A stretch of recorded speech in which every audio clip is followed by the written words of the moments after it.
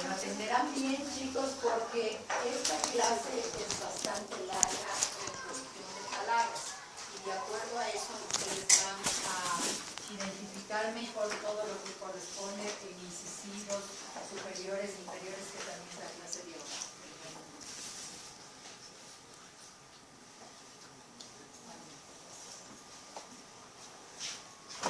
Bueno, vamos a ver entonces, ¿qué es para ustedes asimetría? De acuerdo al nombre que tenemos ahí. ¿Qué es asimetría? ¿Perdón? No tienen una misma repercusión. No tienen la misma repercusión. Exacto. Todos los dientes se parecen entre sí, pero no son iguales. Si ustedes no están estudiando odontología, el momento que alguien se sonríe parece que todos los dientes fueran iguales. Asimetría es todos los dientes se parecen entre sí, pero no son iguales. Entonces, vamos a ver, ¿qué es bordes incisales? Nosotros tenemos bordes incisales en todo lo que es dientes superiores y dientes inferiores, en lo que es de canino a canino. Así sea que el canino termine en un vértice, en una punta, es un borde incisal. Los bordes incisales es la unión de las caras libres, porque tenemos vestibular, palatino y lingual. Si nosotros unimos todo eso, nos da un borde incisal. Entonces el borde incisal es la unión de las caras libres. Tubérculo, ¿qué será un tubérculo?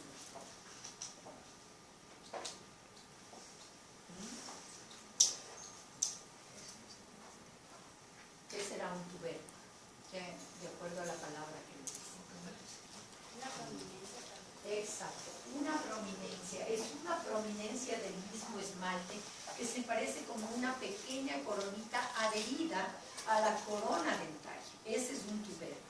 Tenemos dos bien importantes y el que vamos a estudiar conforme nosotros pasemos cada una de las piezas. ¿Por qué se llama elementos arquitectónicos, que es lo que estamos estudiando?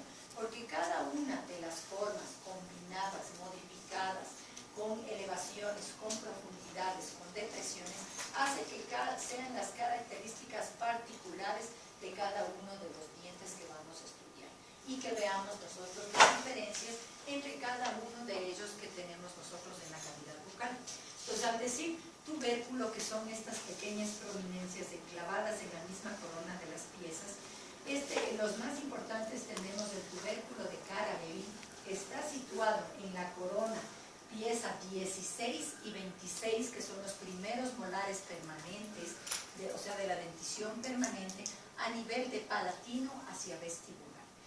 Histológicamente, cuando hay un tubérculo, solamente está constituido de esmalte y dentina. Nunca la pulpa interviene en un tubérculo, ¿no? Entonces es como una bolita enclavada en la corona. Ya hemos de ver cuando estudiemos las piezas 16 y 26. Y el otro tubérculo es el tubérculo de Zucker-Kahn, que es en cambio en las piezas temporales, también en los primeros molares, pero primeros molares superiores e inferiores de las piezas temporales a nivel de vestibular mesial. Esta aquí en cambio serían las piezas 54, 64, 74 y 84. En cambio en la otra solo en las 16 y 26. ¿No? Tubérculo de Zucker-Kahn con Z, de Zucker-Kahn, no Superman, Zucker-Kahn. Por favor. Si no me saben poner que cuando les digo cuál es el tubérculo, ponen Superman. A ver, chicos, entonces, el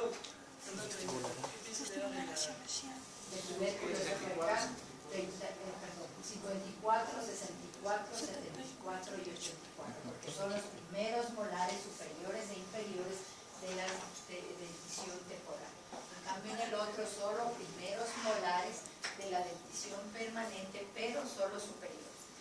Como ya vimos nosotros que tenemos bordes incisales, también tenemos caras oclusales. Las caras oclusales están en los dientes posteriores en premolares y molares. Y tenemos caras oclusales simples, que tienen dos cúspides en los premolares, y caras oclusales compuestas como en los molares, primero, segundo y tercero. Tenemos aquí, como en este, cuatro cúspides. Esta es una cúspide,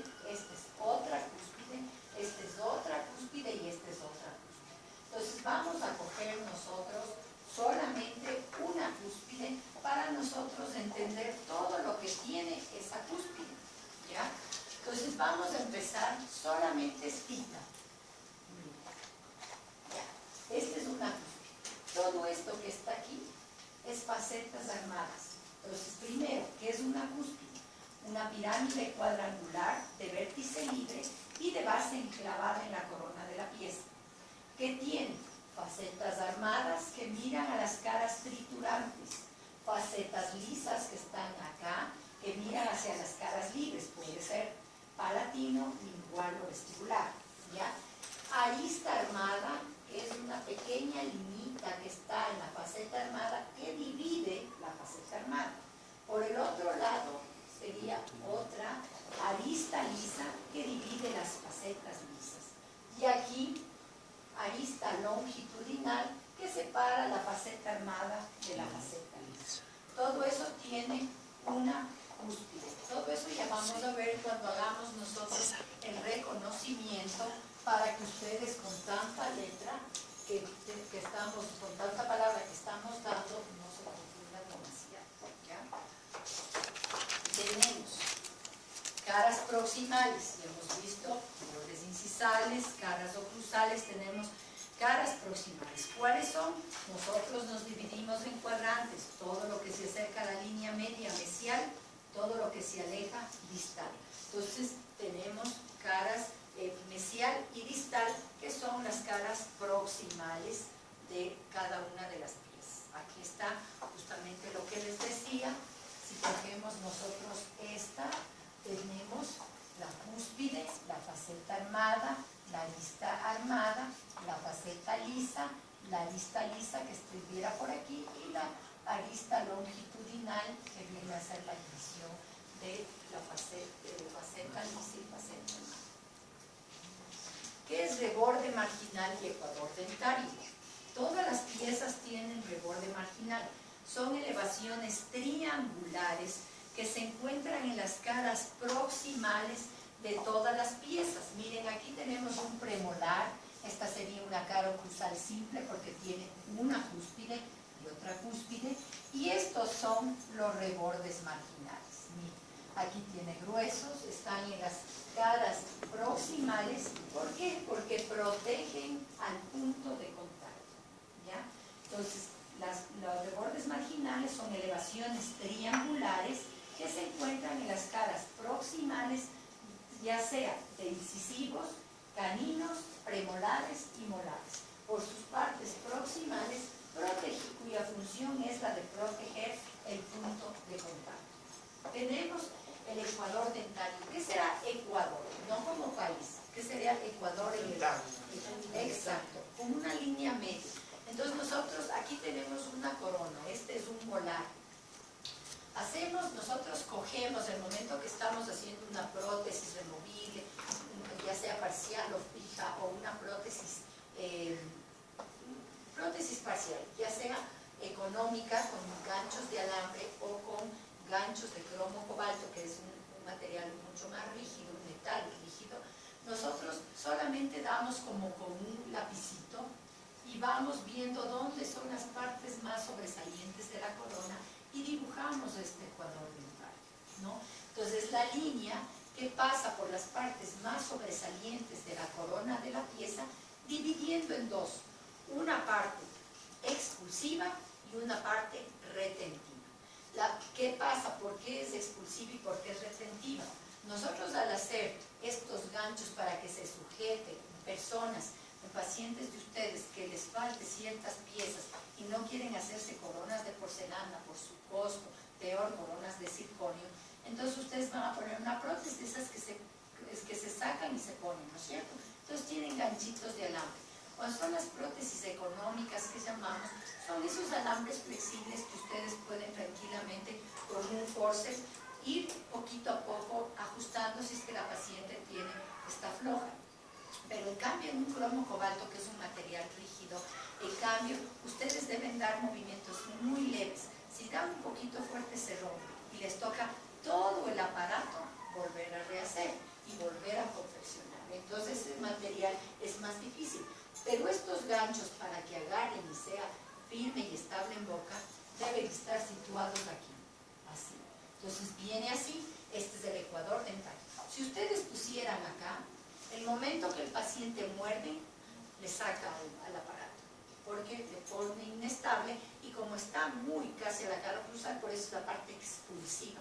Expulsa, justo por eso se llama expulsiva. Entonces muerden y como aquí está el gancho, está con los alimentos y la otra pieza que viene superior, por ejemplo, entonces, o la inferior, si es que se hace en superior, empieza a mover el gancho y le saca la pieza. Si ustedes ponen acá, a nivel de la encía, mucho más abajo, ¿qué hace? Inflama la encía, inflama los tejidos blandos, por lo tanto puede causar gingivitis, periodontitis, puede ser daño a la encía, entonces ahí el paciente se va a quejar, puede hacer un sangrado en la encía, entonces tampoco hay cómo colocar aquí. Por eso es la importancia del ecuador dentario, es la línea que atraviesa las partes más sobresalientes de la pieza dentaria, dividiéndola en dos, una parte expulsiva y una parte retentiva. Aquí, aprovechando que tenemos esta pieza que es de premolar, ustedes ven, tenemos dos cúspides y un surco. Este surco se llama surco principal. ¿Por qué se llama surco principal? Porque este surco divide dos o más cúspides. Como vamos a ver aquí, miren, estos son premolares. Aquí tenemos, o aquí más fácil, este es un molar, miren, tenemos surcos que están aquí, miren, para acá y para acá. Entonces, aquí tenemos la fosita principal, que es una fosa. Una excavación, ¿cierto? Una profunda. Entonces, la fosa, esta excavación, es donde llegan todos los surcos principales. El surco principal, por ejemplo, este está dividiendo estas cúspides, este de acá divide estas cúspides y este de acá divide estas. Por eso se llama surcos principales, porque son excavaciones o pequeñas depresiones que dividen dos o más cúspides. En cambio, fosita principal es donde llega la confluencia de dos o más surcos principales. Si tenemos por aquí vean como está una fosita, es la fosita secundaria. La fosita secundaria es una pequeña excavación donde no llega ningún surco principal. ¿Ya? Y si nosotros tenemos en cambio aquí un surco secundario, es cualquier surco que no divide ninguna cúspide. ¿Ya? Entonces hay las fositas principales, fositas secundarias, surcos principales y surcos secundarios. ¿Sí? Aquí tenemos igual un maxilar inferior, miren las cúspides, los surcos principales, fosita principal, aquí hay un surco secundario y aquí hay una fosita secundaria. Entonces todo eso son partes justamente de los elementos que nosotros tenemos en las piezas dentales. Ahora, tenemos las convergencias de las caras libres. Sabemos que las caras libres son vestibular, palatino, lingual y vestibular en el caso inferior. Si dice convergencia, todo esto, nosotros tenemos, en nuestro arco dentario está formado o tiene la forma de una herradura, ¿no es cierto? ¿Qué son líneas convergentes? Acuérdense de geometría. ¿Qué son líneas convergentes y líneas divergentes?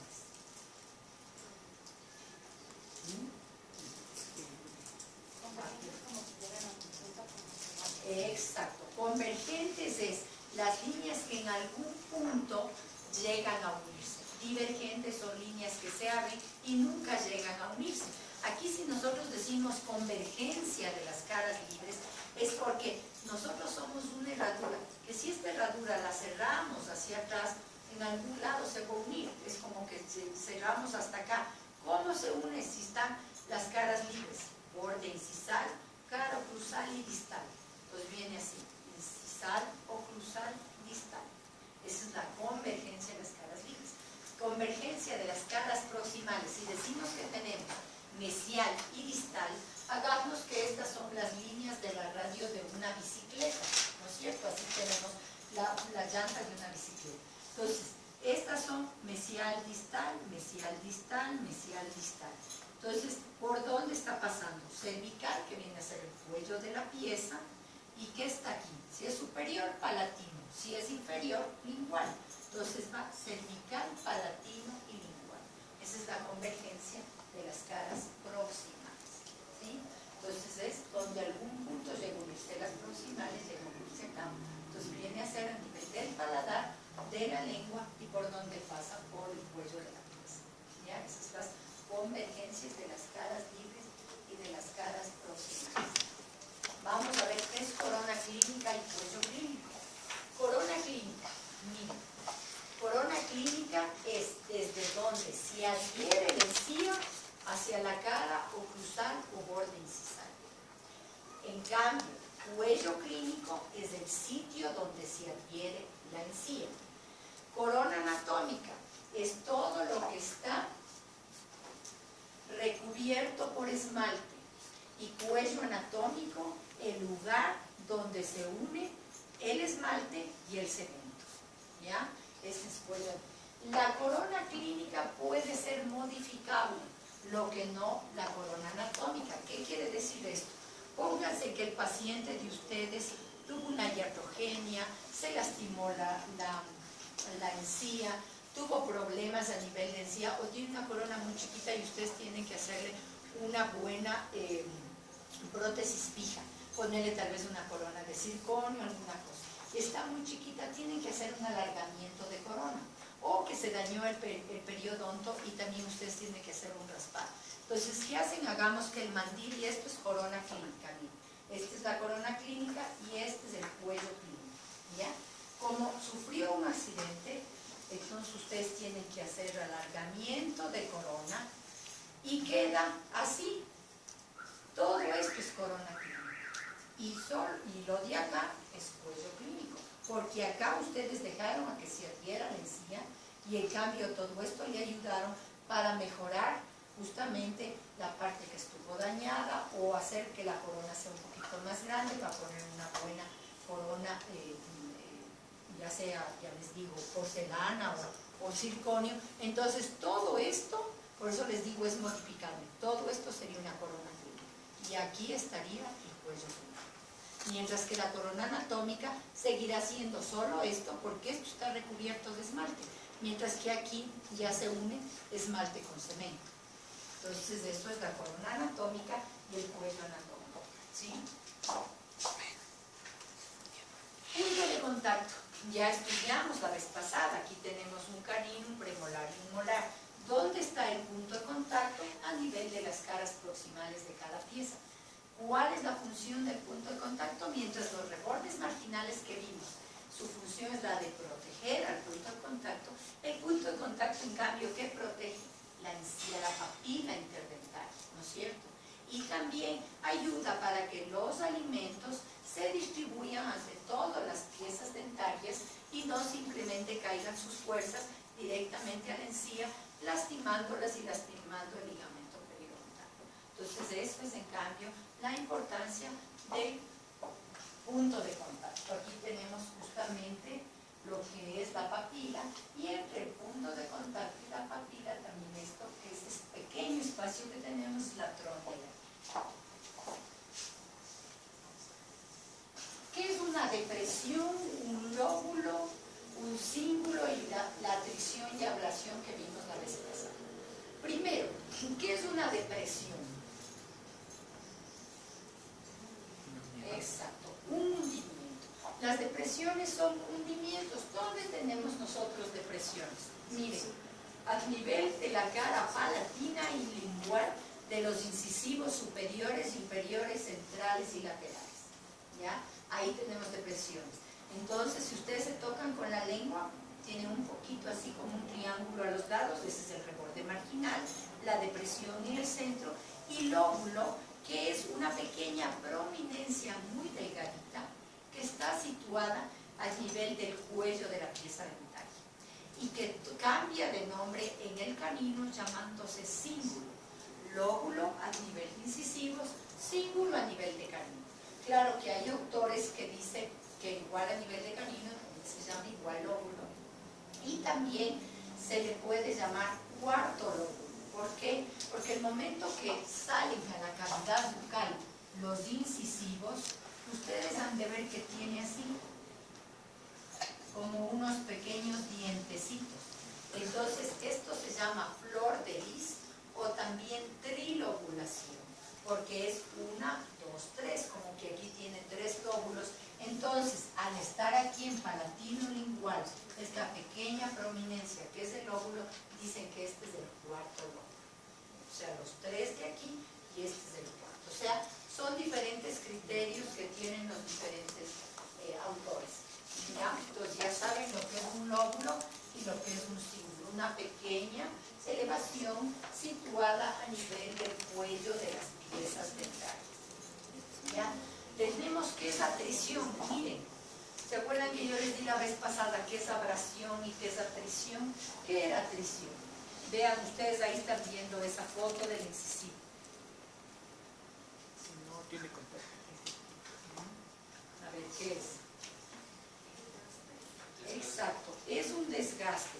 La atrición es un desgaste de forma natural con los alimentos que nosotros estamos comiendo justamente por el tiempo que vamos nosotros alimentándonos. Tenés en cuenta, nosotros tenemos los dientes definitivos a partir de los 6 años de edad hasta los 80, 90, lo que Dios nos permita vivir, ¿ya? Habrá gente hasta los 100 y pico de años, que es ahorita el más longevo de 112 años, creo que es.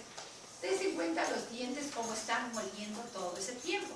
Entonces es atrición prácticamente natural de acuerdo a los alimentos que nosotros masticamos. En cambio, abrasión es el desgaste de sustancias químicas, por ejemplo las pastas dentales que son abrasivas. Nosotros estamos mucho con el cepillo dental, a veces son cepillos un poquito duros y estamos dando el cepillado y todo. Entonces no es que solamente hay atrición y abrasión en los bordes incisales, que claro, borde incisal, ustedes saben, es un pequeño bordecito, esto ya es una verdadera superficie prácticamente.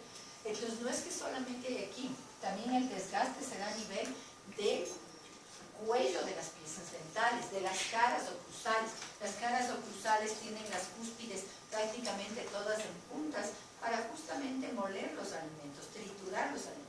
Pero conforme vamos desgastando, se van haciendo un poquito romas. Y después, si el desgaste es más, ya se hacen casi cuadradas. Entonces van perdiendo la forma natural de lo que es una pieza dental. Y si ustedes todavía están más tensos y de noche, como uno no siente mientras duerme, están justamente, hay tanta presión, entonces que empieza la articulación temporomandibular a estar de noche dando fricción. Y entonces los músculos están muy cargados y empieza a friccionar especialmente las partes posteriores, dándonos justo las caras oclusales, o lo que se llama el bruxismo.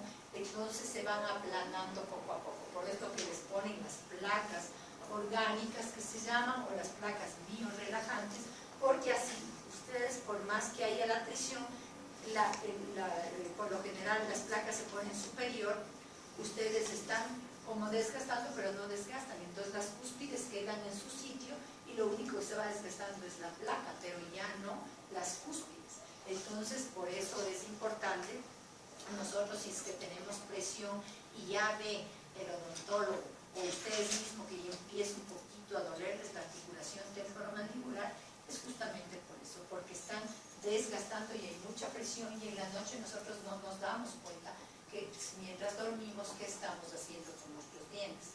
Entonces ahí sufrimos de abrasiones, de atriciones, dependiendo. ¿Qué es una cresta de esmalte? ¿Qué será una cresta? Exacto, una prominencia propia del esmalte. Las más importantes están en el primer molar superior, pieza 16-26, que es la cresta de esmalte que va de mesio palatino a disto vestibular. ¿Ya? Va una cresta así prácticamente, mesio palatino a disto vestibular. ¿Ya? Esa es la cresta más importante en el primer molar. Y también tenemos cresta de esmalte en el primer premolar inferior, que va desde el vértice hacia prácticamente casi el cíngulo de la pieza, en un premolar que va, como decir, desde el vértice hasta acá, ¿no? Esa es la cresta de esmalte en el primer premolar inferior, y también tenemos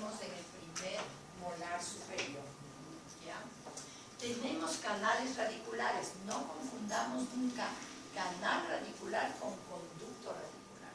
Canal radicular está prácticamente en las caras proximales de las raíces de los dientes, en especial de los inferiores, ¿ya? Incisivos, centrales, laterales, caninos. Ya vamos a ver también ahora que hagamos en cada grupo.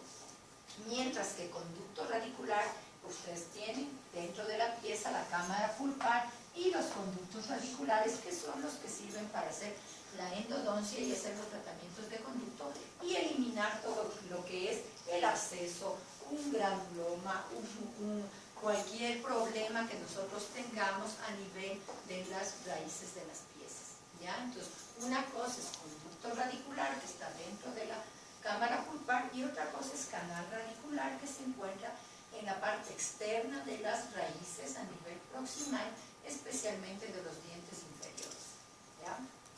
Hemos visto y el espacio interradicular. Ese, como su nombre lo indica, es un espacio que está entre las raíces.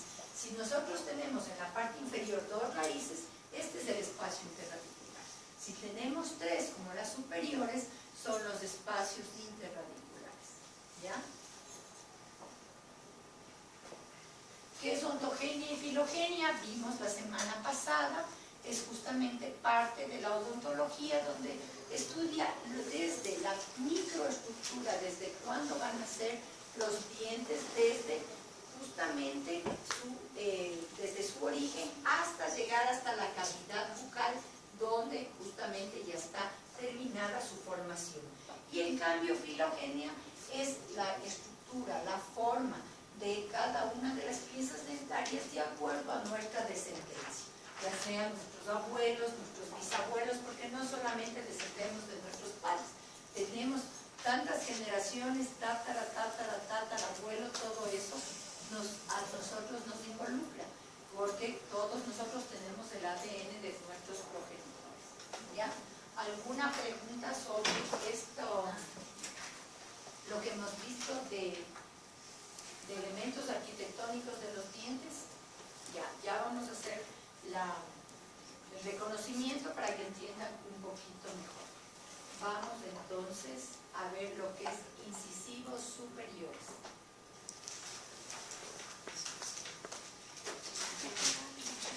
Los incisivos superiores, vamos a ver primero las características comunes y después las características propias de cada uno de ellos.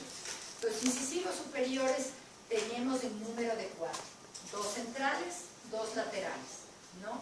Están situados en la parte anterior del arco dentario, son los dientes que nos dan prácticamente la estética, son las piezas dentarias que sirven para cortar los alimentos, son entre los más importantes de la estética. ¿Por qué? Porque justamente al sonreír, al hablar, al actuar cualquiera de las funciones que nosotros tenemos, se ve lo primero los 4 incisivos, y eso nos da la apariencia ante el resto de gente para hablar y para dirigirnos a nosotros. Son los que nos sirven junto a los labios para la función de prehensión. ¿Qué quiere decir? El momento que nosotros nos metemos un alimento en la boca, pónganse una pera, una manzana, ¿qué hacemos? Con los labios y los dientes estamos dando como un poquito para coger. Entonces esa es la prehensión, y luego con los dientes lo cortamos. Entonces junto a los labios tenemos la función de prehensión. Ahí tenemos las piezas que les dije, son los primeros en estar en contacto con el alimento. Los incisivos superiores son un poquito más largos que los incisivos laterales, los centrales. Como ustedes pueden ver, la línea está acá, y un poquito más arriba, milímetros, tenemos los incisivos laterales.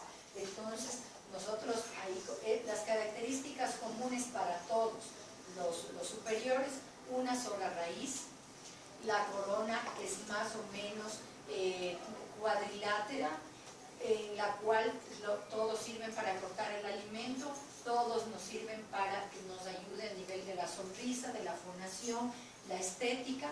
También, si nos faltara alguno de estos dientes, ya sea superiores o inferiores, nosotros tenemos una ventana con un poquito de aire, en la cual justamente por eso la gente no se siente feliz consigo mismo, les da un poquito de vergüenza ante el resto. Lo mismo si ustedes tienen un diente manchado, ya sea porque no les han hecho un buen tratamiento de endodoncia, si está muy amarillo, está negro porque tal vez tuvieron un traumatismo, un golpe, entonces todo eso se ve. ¿Y qué empieza la persona? A hablar con la mano puesta adelante porque le da vergüenza, o si no, el labio, hacerle hasta lo más abajo posible para tratar de hablar y que no le vea las personas. Peor si hay la falta de un diente, entonces hasta el sonido, la fonación empieza a salir mal, porque hay como un espacio de aire en el cual o hablamos tartosamente o hablamos muy así españoles. Entonces, eso es porque justamente tenemos un espacio que está entrando ese aire y no permite realmente hacer la función. Como les dije, realizan junto con los labios la función prevención. ¿Cuál es el registro dentario? Ya saben, registro dentario es el número de la pieza que se encuentra en el sitio. Para el central, el 11, al otro, 21, 12 y 22. Siempre empezando por el lado derecho, izquierdo, 11, 12, 21, 22. Es el registro dentario de las piezas superiores. Todos estos incisivos que estamos hablando, y vamos a hablar de cada uno de ellos, tienen ejes.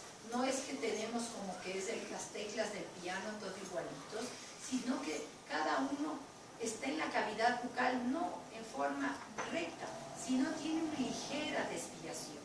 Esta ligera desviación es el eje de la pieza que la tomamos desde la raíz en el caso de los superiores, y es en el caso de los inferiores igual la raíz de acá, y es una ligera inclinación. En morfología, ustedes yo no les doy las inclinaciones, si fuera del central es unos 5 grados de inclinación, ¿ya? Pero ya ustedes en ortodoncia van a empezar a ver los grados de inclinación y ustedes tienen que estudiar justamente ahí. Entonces, ¿cuáles son los ejes? Viniendo desde la punta de la raíz hasta la corona, visto por vestibular de distal a mesial, y visto por proximal, como que fuera de perfil, de palatino a vestibular. ¿Ya? Esos son los ejes de las piezas de los incisivos superiores. Entonces se ve por vestibular de distal a mesial y por proximal de palatino a vestibular. ¿Ya? Esos son los ejes. Los ejes y las calcificaciones tienen que ustedes saberse como el Padre Nuestro, porque les dicen en todas las materias cuál es el eje de la pieza 12, o cuándo calcifica la pieza 54. Peor en odontopediatría les tienen bombardeando eso, porque ustedes tienen que saber cuándo inicia, cuándo erupciona y cuándo termina una pieza dental. Les ponen casos clínicos a ver si un niño tiene los incisivos centrales y ya tiene se puede decir, los primeros molares y no los salen los laterales. ¿Qué edad tiene ese niño? Ya sabemos que puede tener 7 años, porque los laterales salen después. Entonces todo eso a ustedes les van indicando en cada una de las materias. Entonces los ejes y las calcificaciones deben saberse, eso sí, al dedillo, chicos, y eso es lo que más tomo en todos los exámenes. Y como la próxima semana tenemos lección,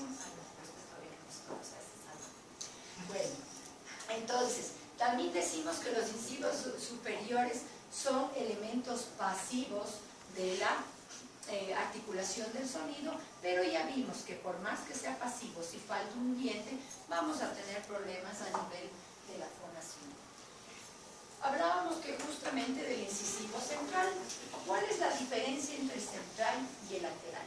Incisivo central, el diámetro cérvico-incisal es casi igual que el mesiodistal, dándonos casi una corona cuadrilátera, ¿ya? Mientras, y sus formas son bien redondeados los ángulos, pero también hay una diferencia entre las mujercitas y los varoncitos, que eso ya veremos también cuando estudiemos propiedades físicas de los dientes, entre la forma y tamaño de los dientes. Ahí justamente las formas femeninas son más redondeados los ángulos, especialmente a nivel de mesial, y de los varoncitos un poquito más rectos, o sea, no tan redondeados, sino un poquito dando una forma más varonil, así como más cuadraditos a nivel de varones, ¿ya? ¿Y cuál es y tiene una sola raíz, gruesa, potente, 3 caras, 3 bordes, triangular, mientras que lateral, ya vamos a ver, el incisivo lateral, miren, primero va un poquito más arriba que el central. Su diámetro cérvico-incisal es más grande que el mesiodistal, dándonos una corona larga y estrecha. Por lo tanto, es más estrecha, casi rectangular, que a nivel del central, que es más cuadrangular, ¿ya? Su raíz es más delgada, 2 caras, 2 bordes, pero más grande que el central. O sea, es como que la raíz del central llega hasta acá y del lateral un poquito más arriba, así. Asimismo, como este es un poquito más arriba, esta también es un poquito más larga que la del central, del lateral, pero más delgada, solo con 2 caras, 2 bordes. Y tiene su lóbulo un poquito más en forma de B, mientras el otro es un poquito más redondeado.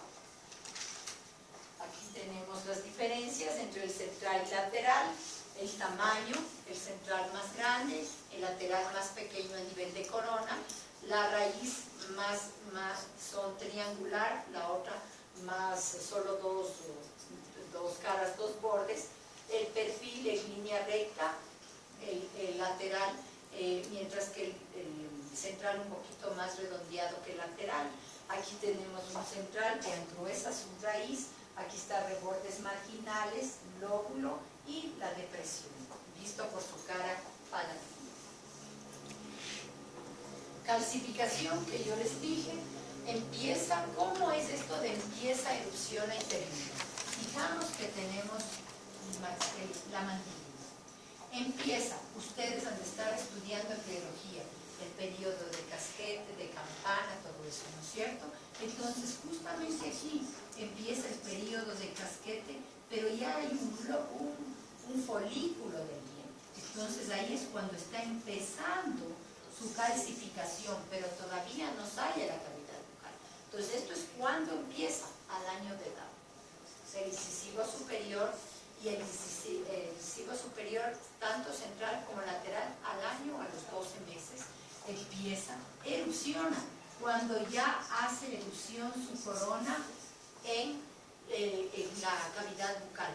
Pero esta corona hace su erupción, pero a nivel, la raíz está abierta, miren así. Entonces, esto es, erupciona a los 6 años el central y 1 año más tarde el lateral. Y termina cuando ya está completamente formada toda la raíz, es que termina su calcificación. Es a los 10 años el central y a los 11 años el lateral. Entonces, cuando empieza, ya saben, recién está formándose el folículo, erupciona la cavidad bucal, pero sus raíces todavía están abiertas y termina su calcificación cuando ya está completa su raíz a los 10 años del central, a los 11 el lateral. ¿Sí? ¿Alguna pregunta de incisivos superiores? ¿Cuál es la opción primero, superior o inferior? Prácticamente el primero que erupciona es el inferior. Si ustedes ven también en los niños, ¿qué sale primero? Los 2 centrales, que se les ve a los niños y un dientecito, pero los 2 centrales están ahí, ¿no es cierto? Solo es con diferencia de meses, nada más, pero es a la misma edad. ¿Ya? Vamos a los incisivos inferiores. Los incisivos inferiores son las piezas más pequeñas de nuestra cavidad bucal, como ustedes pueden ver. Miren, tenemos también el número de 4, 2 centrales, 2 laterales. Los más pequeñitos, todos los 4 son pequeños, pero los más pequeñitos son los centrales, tienen una forma simétrica. Si ya vimos que esa simetría, ¿qué será simetría? Exacto, que todos sus lados son iguales, tanto por incisal como por el lado de cervical. Es como un rectángulo chiquito, todo igualito. Esos son los centrales, o sea, son muy simétricos.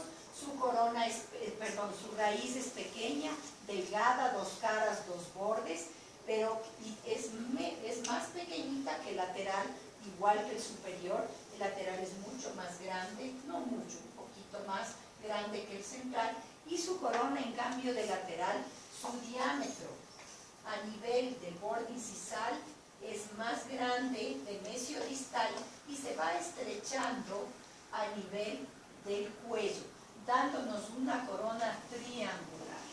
Entonces, mientras el central es más simétrico, más delgadito, todo igual, en cambio el lateral es un poco más grande a nivel de mesiodistal, pero de su borde incisal. También esta corona puede tener techo de rancho. ¿Qué quiere decir esto? Que el momento, o sea, como ya vamos a ver las relaciones que tiene de antagonismo superior con inferior, a veces la masticación de una persona no está tan bien dirigida y va desgastando solo una parte, dándole al lateral la apariencia un poquito como de una casita. Entonces, por eso se llama techo de rancho. No todas las piezas laterales tienen, ¿ya? Es un 50%, el resto no, porque tiene su masticación correcta, su oclusión perfecta, entonces no es que va a tener techo de rancho todos los laterales, pero si ustedes ven así, automáticamente es lateral.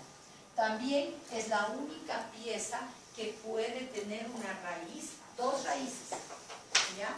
Que se abren prácticamente en el ápice, dando dos raíces, por lo tanto, dos conductos, ¿ya? Entonces, todas las otras piezas son solo de una raíz, pero puede aparecer de vez en cuando, tampoco es una regla, que aparezca en el lateral dos raíces. Ahí tenemos justamente el incisivo lateral, miren, es un poco más ancho aquí. Aquí tenemos el canal radicular, que yo les decía está en la cara proximal. Por el otro lado tenemos el lóbulo, y igual una raíz delgada, dos caras, dos bordes. Aquí tenemos justo en la mandíbula, miren cómo se ve, los cuatro incisivos. Prácticamente el borde incisal aquí es mucho más recto, más simétrico que lo que tenemos arriba, que un poquito está más grande los centrales a los laterales. Ahí tenemos el central, que se estrecha uniformemente en los ángulos, también son redondeados, pero sus características a nivel de los inferiores son muy poco notorias. Tiene bordes marginales, tiene lóbulo, tiene depresión, pero son poco notables, no tan agudas como tienen los incisivos superiores. ¿Cuáles son las relaciones? Miren, relaciones son los que están al lado. Por ejemplo, ustedes están relacionando, están al lado. Pero antagonismo es las de superiores con las inferiores con las superiores. Entonces, ¿cómo se relaciona? Si ustedes van viendo, a ver, el 11 ¿con cuál se relaciona? Con el 12 y el 21. El 21 con el 11 y el 22. El 12 con el 11 y el 13. Y el 22 con el 21 y 23. Exacto. Vamos a los inferiores. El 31 se relaciona con el 41. Exacto. El 22 ya. Y el 41 y el 32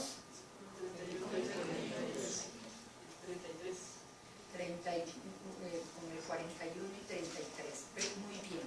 Ahora, relaciones de antagonismo. ¿Cuál sería justamente el antagonismo de la 11? ¿Con cuál se relacionaría? De la 11. 41 y 42. De la 21, 31 y 32. Verán que esto también les puedo tomar. A ver, díganme las relaciones de antagonismo de la pieza número 12.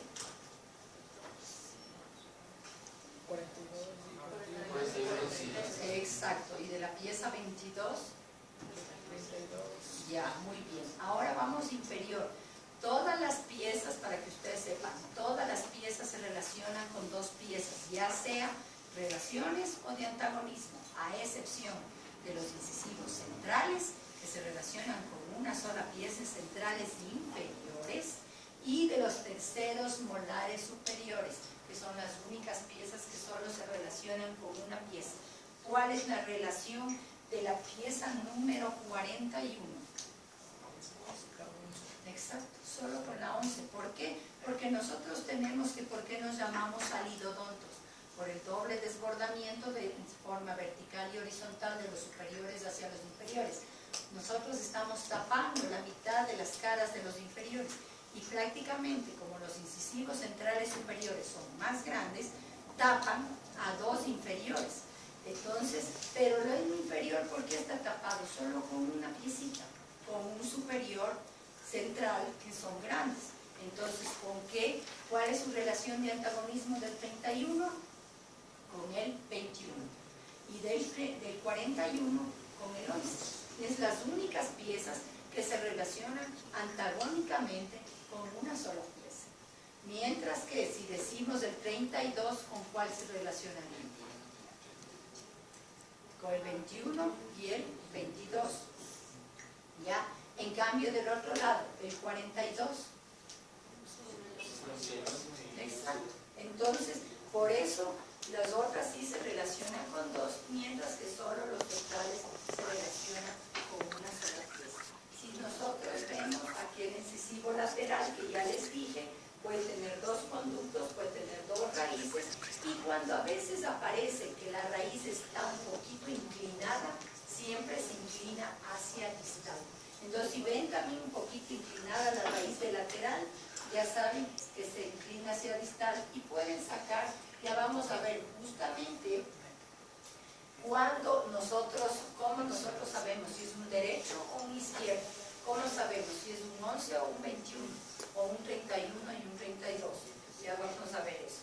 Y igual, los incisivos inferiores también tienen ejes, pero los incisivos centrales y laterales por vestibulares verticales, como son los más chiquitos de nuestra dentadura, entonces visto por vestibular vertical y visto por proximal de lingual a vestibular. ¿Ya? No se olviden, los superiores visto por vestibular de distal a mesial, los inferiores verticales, visto por proximal, los superiores de palatino a vestibular y los inferiores de lingual a vestibular. Su calcificación igual que los superiores, 12 meses inicia, erupciona 6 años, el central, lateral un año más tarde y termina su calcificación igual 10 años del central y un año más tarde el lateral.